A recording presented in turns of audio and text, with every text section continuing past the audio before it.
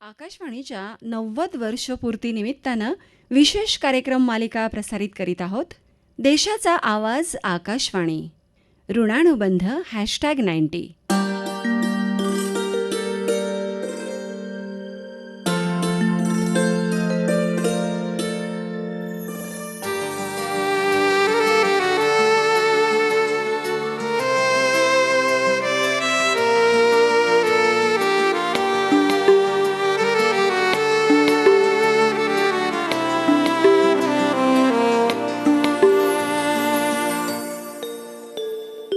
मधुर शब्द कानावर सूर संगती, कृषी औद्योगिक प्रगतीच्या बातम्या किती.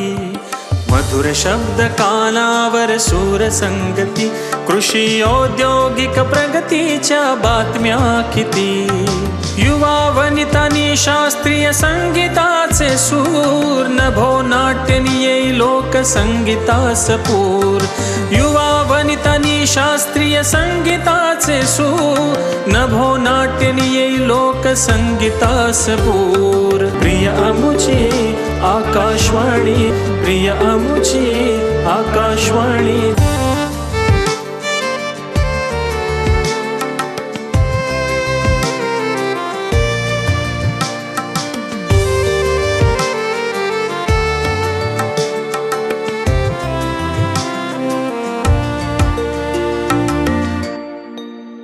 श्रोते हो, नमस्कार. ज्ञानाचा अखंड दीप प्रज्वलित ठेवत प्रत्येक घरापर्यंत ज्ञान, माहिती, मनोरंजन पोचवण्याचं काम गेल्या 90 वर्षांपासून आकाशवाणी करत आहे. आकाशवाणीच्या हवेत तरंगणाऱ्या अदृश्य ध्वनिलहरींना लाखो श्रोत्यांसाठी ज्ञानाची कवाडं उघडली, माहिती उपलब्ध करून दिली आणि सोबत मनोरंजन पण केलं. आकाशवाणीवरून लहान मुलांसाठी, शेतकऱ्यांसाठी, युवकांसाठी, महिलांसाठी आणि वृद्धांसाठी निरनिराळे कार्यक्रम प्रसारित होत असतात. हो ना. त्यातूनच लोकशिक्षण होत असतं. त्या कार्यक्रमांबद्दल आज आपण बोलूया. नक्कीच. मला वाटतं फक्त भारतच नव्हे तर संपूर्ण जग कोरोना महामारीनं त्रस्त झालं होतं. अशा परिस्थितीत त्या देशांच्याही रेडिओनं मोलाची भूमिका बजावली होती बरं का. होय, आपल्या भारतात सुद्धा कोरोनासारख्या काळात कोरोना टाळण्यासाठी स्वच्छता, मास्कचा वापर हो आणि सामाजिक अंतर राखण्याचं महत्त्व पटवून दिलं. हो आणि अशा कठीण परिस्थितीत आरोग्यविषयक मार्गदर्शन, आपत्तीच्या काळात जनजागृती आकाशवाणीनं केली.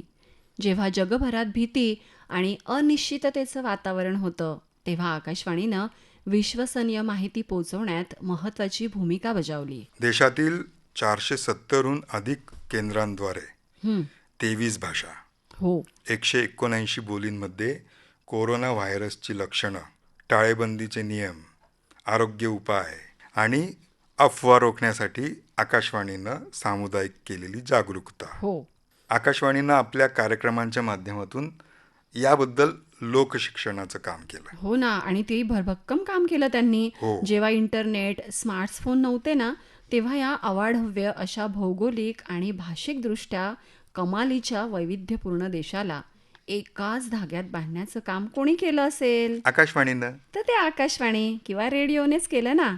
त्याच तर दृष्टीनं अबालवृद्धांसाठी कार्यक्रमांची आखणी केली गेली. एक मिनिट, मला एक प्रश्न आहे. काय हो? 1972-73च्या त्या काळात श्रोते तर रेडिओ सेट देखील आपल्या भारतामध्ये इतके नव्हते. हां, मग हे कार्यक्रम श्रोत्यांपर्यंत पोहोचवायचे कसे, पोहोचवण्यात कसे आले? तुमच्या बोलण्यात पॉइंट आहे. मग याबद्दल सांगते. आता ऐका. सरकारनं 1972-73च्या काळामध्ये कम्युनिटी लिसनिंग स्कीम अंतर्गत सुमारे 2 लाख रेडिओ सेट ग्रामपंचायतींना भेट दिलेत. बरं. त्यांचा उद्देश हा होता की ग्रामीण भागात माहिती, शिक्षण, कृषी मार्गदर्शन आणि सरकारी संदेश पोहोचवणं.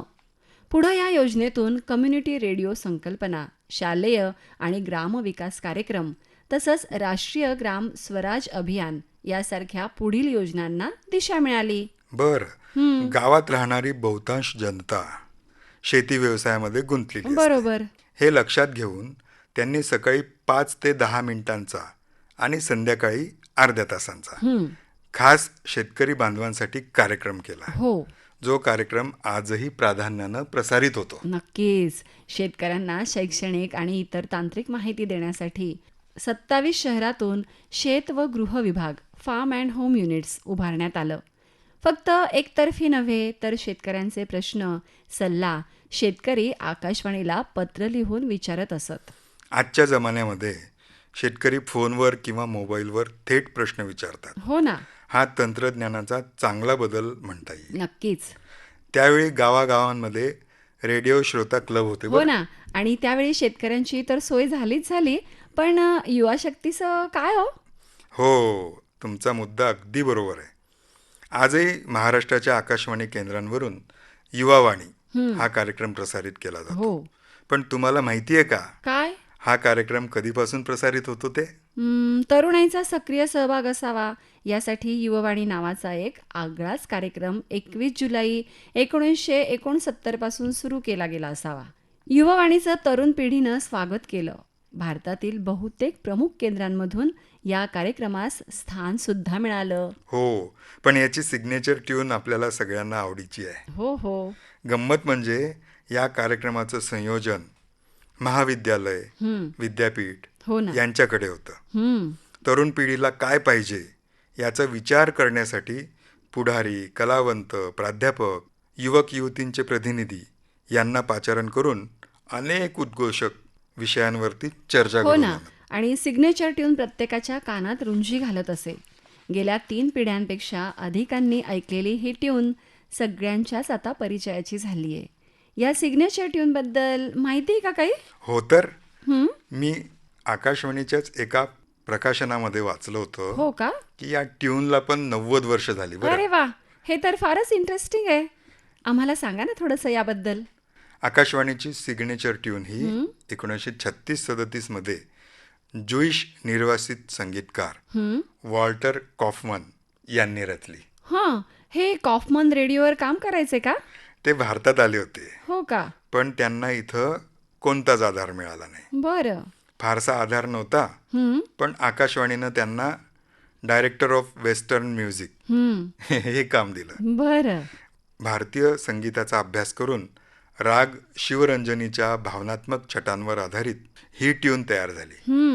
ही सिग्नेचर ट्यूनची गोष्ट आहे. हो, अरे वा. ही ट्यून व्हायोलिन आणि तंबोरा या सुरांनी बनलेली ट्यून. सगळ्यांनी त्या ट्यूनला आपलंसं केलं. पुढे दशकानुदशके भारतीय जनतेसाठी सकाळी उठण्याची राष्ट्रीय आवाज म्हणून ही ट्यून झाली. हो, वा वा. सिग्नेचर ट्यूनचा रंजक इतिहास आपण पाहिला. आता पुन्हा आपण आकाशवाणीवरून प्रसारित होणाऱ्या कार्यक्रमांकडे वळूया तर मग आम्हा महिलांसाठी वनिता मंडळ, माहेर हे कार्यक्रम तर अगदी कमालच. हे कार्यक्रम इंग्रजीतून, काही ठराविक केंद्रांवरून हो ना. व भारतीय भाषांमधून दर आठवड्याला 2 वेळा व काही केंद्रांवरून 3 वेळा बरं. असे प्रसारित केले हो जायचे. ना. प्रत्येक कार्यक्रमाचा कालावधी 30 मिनिटं ते 45 मिनिटांचा असतो. हो, त्यामध्ये भाषणं, परिसंवाद, गोष्टी, गाणी यांचा समावेश असतो. मुलांसंबंधीची काळजी कशी घ्यावी, कुटुंब नियोजन, आरोग्यविषयक बाबी, घरकारभार, पोषण वगैरे वगैरे स्त्रियांच्या आवडीचे अनेक उपक्रम यात असतात. मुंबई केंद्रांवरून मंगळवारी आणि शुक्रवारी हो. वनिता मंडळ या नावानं दुपारी 12 ते 12:40 आणि पुणे केंद्रावरून रविवारी आणि बुधवारी शनिवारी या दिवशी गृहिणी हो ना. या नावानं दुपारी 1 ते 1:40 असे 40 मिनिटांचं महिलांना आवडतील असे हे कार्यक्रम हो प्रसारित हो. केले हे आहेत. कार्यक्रम ऐकणाऱ्या महिलांचे गट सुद्धा तयार करण्यात आले आणि त्यांच्या गटाला प्रोत्साहन सुद्धा दिलं जातं.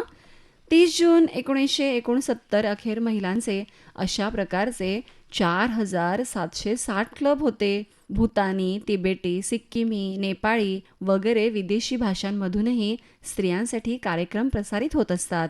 लहान मुलांचे पण कार्यक्रम पुणे आकाशवाणीवरून प्रसारित होतात. हो ना. बरोबर हो ना? ना. बरोबर. बालोद्यान मुंबईवरून होतं आणि गंमत जम्मत हा कार्यक्रम तर फारच छान सुंदर हो, साजरा होतो. अतिशय लहान मुलांना आवडणारे कार्यक्रम असतात हे. त्या राज्यातील भाषेतून सामान्यतः आठवड्यातून 2 वेळा आणि काही केंद्रांवरून 3 वेळा सादर करण्यात येतात. काही केंद्र हे कार्यक्रम स्थानिक बोलीभाषेतूनही प्रसारित करत असतात. या कार्यक्रमांमध्ये भाषणं, चर्चा, संवाद, नाटकं, रूपकं, संगीत, कथा, गाणी, विडंबनात्मक काव्य, हो ना. लेख असा समावेश असतो. हो हो मुलांचे कार्यक्रम ऐकणाऱ्या मुलांचे गट समूह सुद्धा स्थापन झालेले होते. हो. ह्याशिवाय बंगलोर, मुंबई, मद्रास केंद्र दर आठवड्यास इंग्रजी भाषेतून 30 मिनिटांचा कार्यक्रम प्रसारित करत असतात. पुष्कळ केंद्र ग्रामीण कार्यक्रमांचाच एक भाग म्हणून मुलांसाठी कार्यक्रम आखतात. मुलांचे कार्यक्रम ब्रह्मी, तिबेटी, नेपाळी इत्यादी विदेशी भाषेतूनही प्रसारित केले जातात. अजून महत्त्वाचा कार्यक्रम राहिलाच की तो अजून कोणता? कामगार सभा. अरे वा. म्हणजे औद्योगिक कामगारांसाठी हे कार्यक्रम मुंबई आकाशवाणीवरून प्रसारित हो केले ना. जातात. आणि हे आजही होतात. हो ना. आणि हे कार्यक्रम आकाशवाणीच्या 23 केंद्रांवरून सादर करण्यात येतात. त्यायोगे कामगारांना माहिती आणि मनोरंजन तर लाभतं, पण त्याशिवाय कामगारांना उद्योगांच्या समस्या आणि त्यासंबंधीचे कायदे कानून यांची सुद्धा ओळख होत असते. गुवाहाटी, कुर्सेआंग या केंद्रांवरून चहाच्या मळ्यांमध्ये काम करणारे कामगार हो. आणि त्यांचे कुटुंबीय यांच्याकरता विविध कार्यक्रम प्रसारित होतात. हम्म. ग्रामीण भागातील उद्योग प्रवर्तक आणि शिक्षित तरुण यांना उत्तेजन देण्यासाठी तसंच त्यांना लघुउद्योग क्षेत्राकडे आकृष्ट करण्यासाठी हो हो हे कार्यक्रम होतात. हो ना. आणि लघुउद्योगांविषयी विशेष कार्यक्रम कालिकत, जालंधर, पाटणा, विजयवाडा केंद्रांवरून सुरू करण्यात आले होते. याशिवाय अनेक कार्यक्रम आहेत की बातम्यापत्र जी भारतामधील सर्वच आकाशवाणी केंद्रावरून प्रसारित केली जातात. हो ना. आणि भारतीय सेनेसाठी सुद्धा विशेष कार्यक्रम रेडिओवरून प्रसारित होत असतात बरं का. भारतीय जवानांकरिता आकाशवाणीच्या 12 प्रसारण केंद्रांवरून दररोज विशेष कार्यक्रम प्रसारित करण्यात येतात. त्यात लोकप्रिय संगीत, हम्म. करमणूक आणि मनोरंजनाचे विषय, हो सर्वसाधारण आणि जवानांना रुचतील अशा वार्ता इत्यादीचा समावेश असतो. हो. आणि विविध भारती सेवांतर्गत जयमाला या नावानं 3 विशेष कार्यक्रम दररोज प्रसारित होत असतात. दर शनिवारी चित्रपट जगातील एक सुप्रसिद्ध व्यक्ती, दिग्दर्शक, गायक, अभिनेता, निर्माता, संगीत दिग्दर्शक वगैरे वगैरे जयमाला कार्यक्रम सादर करत असतात. सैन्याच्या तुकड्या ज्या ज्या ठिकाणी असतील त्या त्या ठिकाणी काही वेळा जवानांकरता विशेष संगीत सभा आकाशवाणीतून आयोजित केल्या जातात. हो ना. जवानांना आपल्या कुटुंबियांकरता आकाशवाणीच्या या विभागाकडून निरोप पाठवण्याची व्यवस्था पण होती बरं का. अर्थात आता तर मोबाईलमुळं एका क्षणात इकडचा निरोप तिकडे जातो. पण ज्यावेळी पत्र, ट्रंक कॉल इतकं मर्यादित संभाषण साधनं असल्यानं याला खूप महत्त्व होतं बरं का त्यावेळी. आकाशवाणीच्या 90 वर्षांच्या वाटचालीत शास्त्रीय संगीत यालाच प्राधान्य दिलं जायचं. मेरुमणी समजली जाणारी ही संगीत कला आकाशवाणीमुळं राजाश्रयातून लोकाश्रयाला आली. बरोबर. दक्षिण आणि उत्तर हिंदुस्थानी या भारतीय संगीताच्या प्रमुख धारा मानल्या जातात. हो, रेडिओच्या माध्यमातून या संगीत धारा घरोघरी आणि श्रोत्यांच्या कानोकानी पोहोचल्या. हो रेडिओवर घर बसल्या कलाकारांना ऐकण्याची संधी मिळाल्यानं गायकांचा चाहता वर्ग आकाशवाणीमुळे वाढला बरं का. अगदी खरंय. अभिजात भारतीय संगीताचं वैभव, संगीताचे विविध प्रकार या संगीत कार्यक्रमांच्या माध्यमातून श्रोतू वर्गापर्यंत पोहोचवत असत. राष्ट्रीय संगीत कार्यक्रम तर 1952 पासून सुरू करण्यात आलेला आहे. हो. दर शनिवारी रात्री कार्यक्रम सादर करण्यात येतात. हे कार्यक्रम अतिशय लोकप्रिय ठरले आहेत. उत्तर हिंदुस्थानी आणि कर्नाटक संगीताचे हे कार्यक्रम आलटून पालटून आठवड्याला प्रसारित केले जातात. तेव्हा श्रोते हो, आजच्या या भागात आपण ऐकलं की आकाशवाणीनं कोणाकोणासाठी किती कार्यक्रम तयार केलेले आहेत आणि ते कसे प्रसारित होत असतात. श्रोते हो, आता ऐकूया आकाशवाणीचे 90 वर्षांचे श्रोते हातिम मकरा यांचं मनोगत. मैं हातिम भाई मकरा जलगांव से बोल रहा हूँ. आज से लगभग 90 साल पहले आकाशवाणी लोगों के जीवन का एक बहुत महत्व हिस्सा हुआ करता था. उस समय न टीवी या न मोबाइल, इंटरनेट, इसलिए रेडियो ही मनोरंजन, शिक्षा और समाचार का सबसे बड़ा साधन माना जाता था.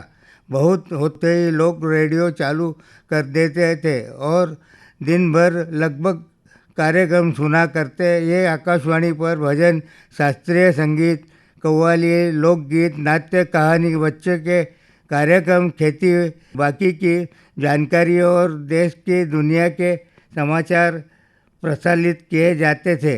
किसान भाइयों के लिए विशेष कार्यक्रम आते थे जिनमें खेती के नए तरीके, मौसम की जानकारी और फसलों की सलाह दी जाती थी। उस दौर में समाचार सुनने का लोगों को अलग उत्साह होता था। पूरा मोहल्ला या गांव एक जगह इकट्ठा होकर रेडियो सुनता था। स्वतंत्र दिवस, स्वतंत्र गण दिवस और अन्य राष्ट्रीय अवसर पर तो विशेष कार्यक्रम प्रसारित होते थे जिनमें लोगों को देशभक्ति की भावना जागृत होती थी। लोगों को ब्रेस्ट भी से इंतज़ार करते थे। इस परिवारों में वे रात के समय रेडियो सुनना एक परंपरा जैसा था।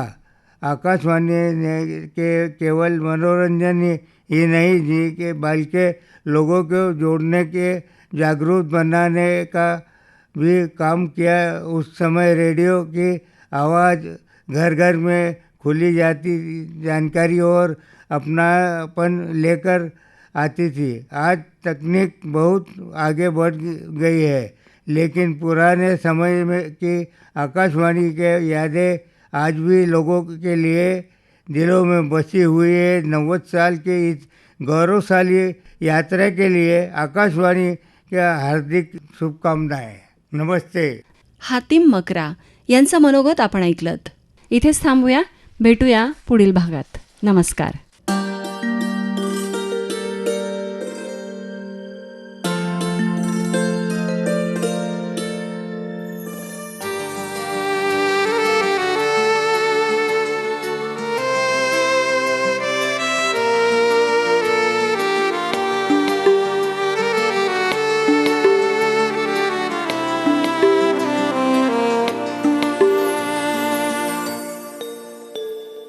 मधुर शब्द कानावर सूर संगती, कृषी औद्योगिक प्रगतीच्या बातम्या किती.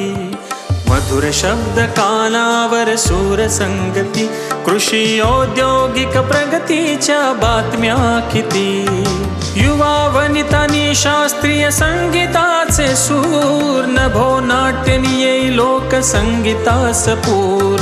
युवा वनितांनी शास्त्रीय संगीताचे सूर, नभो नाट्यनीये लोकसंगीतास पूर. प्रिय अमुची आकाशवाणी, प्रिय अमुची आकाशवाणी.